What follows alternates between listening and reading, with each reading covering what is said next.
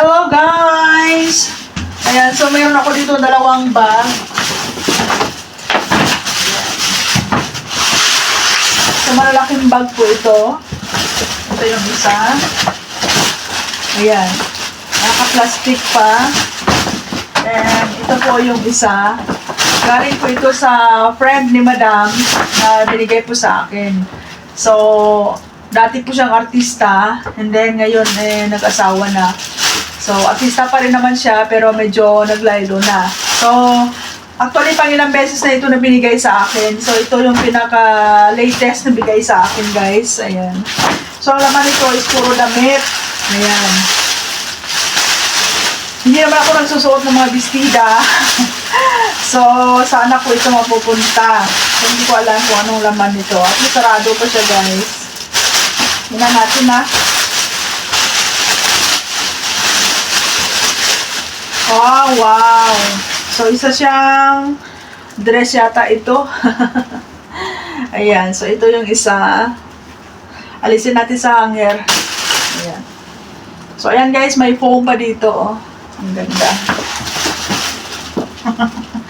Para pang party yata ito. Ayan. And then, ayan. Oh. Ayan guys. Max and Company. Yan yung kanyang brand.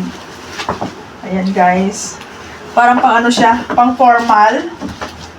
And then, eto. Oh. Wow. Ganda siya guys. Oo.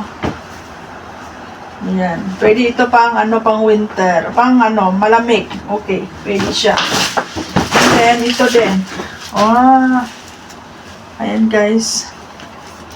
Oo, kasi dati kailangan ng anak ko ng ganito para doon sa school niya. So, ang dami niyang binigay dati na terno with pants. So, ito siya guys. Diba? So, meron pa isang bag dito. Ito siya. Naka-plastic din siya. Wow. So, ay, ang ganda. Ayan. Hindi ko alam kung oh, pwede din siyang pang top coat. Diba?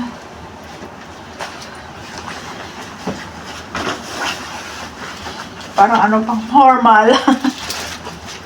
Actually guys, hindi ako nagsusuot ng mga skirt, ng mga dress, t-shirt, at saka pants lang talaga ako, or short. Ay, ang ganda. Diba?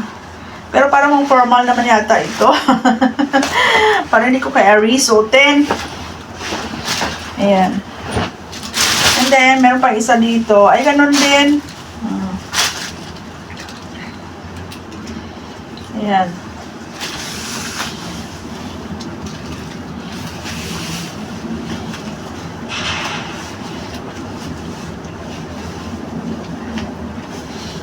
Oh.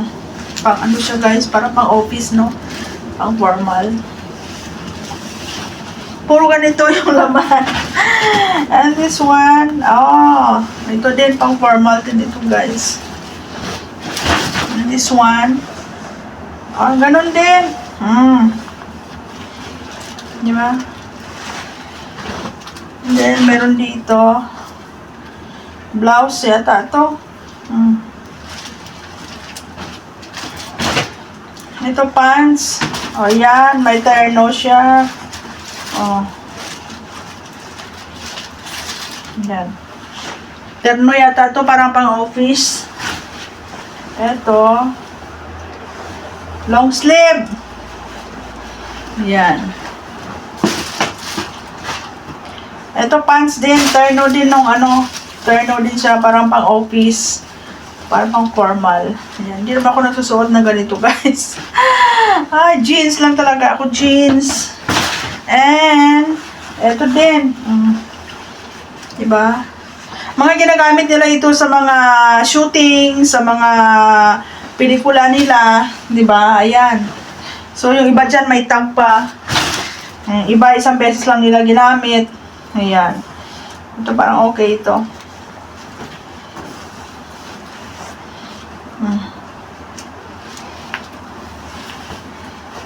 Ayan, medyo okay ito. Ito pwede.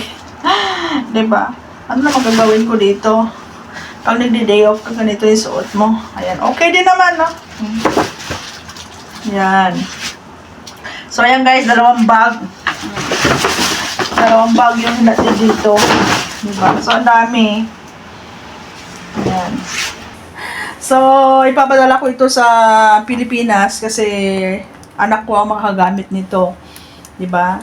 Since malapit na siya mag-graduate, baka magamit niya sa work niya. And baka magamit din niya sa school niya in any activity. And pwede naman ito may suot, diba? So, ayan guys, ang dami. No?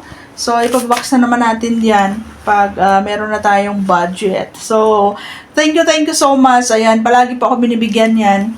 Kasi, mga, ano sila, mga belong sila sa showbiz circle. Ayan. So, minsan, isang beses lang nila nagamit.